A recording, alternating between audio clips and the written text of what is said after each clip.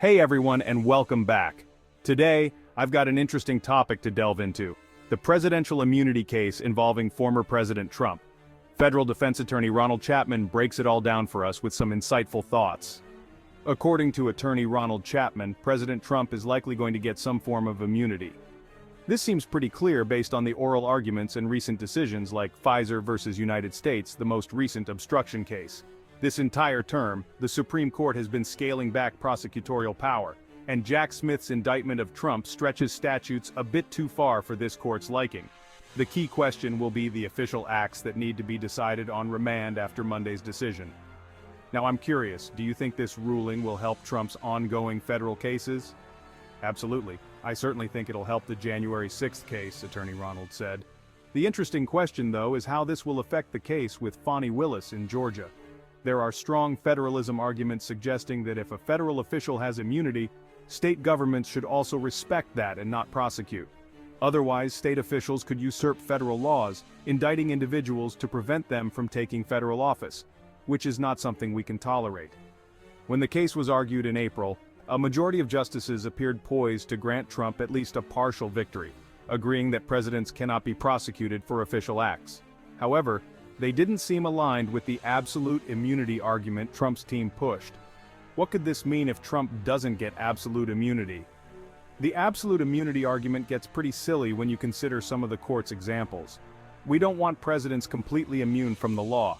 If Trump doesn't get absolute immunity, the real question is how this immunity applies to him. His counsel argued that many of his actions on January 6th, like making speeches and campaigning, were official acts. But the tricky part is determining if wrongful official acts can be used as evidence when combined with unofficial wrongful acts. This is something the judge will have to decide after the Supreme Court's ruling.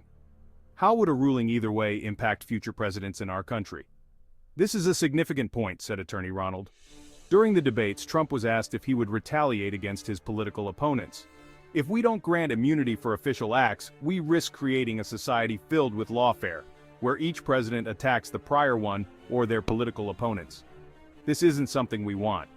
Immunity for official acts is crucial to prevent such political attacks. If there is no immunity, these political attacks will continue, and that's not something any American should want. Finally, why has the court waited until the end of its session to deliver the ruling for Trump? Good question, Attorney Ronald said. I think it's because this is one of the most challenging questions to decide. There needs to be a lot of consensus building at the court, aiming for something other than a 6-3 decision, which I likely expect. Additionally, the court doesn't want this decision to overshadow other significant rulings like Pfizer versus United States, which has broader implications for many people. They want to ensure those decisions get the attention they deserve before addressing the Trump immunity case. Thanks for tuning in, everyone. If you found this video informative, make sure to give it a thumbs up and click that red subscribe button below.